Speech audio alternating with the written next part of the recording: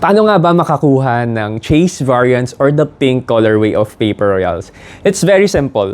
For every 3,000 pesos spent on Paper Royals products, you are entitled to one raffle entry ticket for a chance to purchase these chase figures. No? So ano-ano yung mga products na kasama dito sa raffle na to?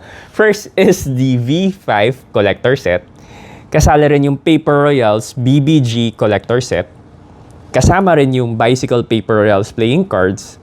And kasali rin yung Bicycle Paper Royals uncut sheet na konti na lang natitira.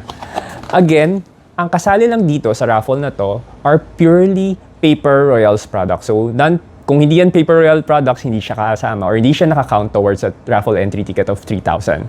Now, we will be collecting all the raffle entries from May 1st to May 14 and we will conduct the draw on May 15.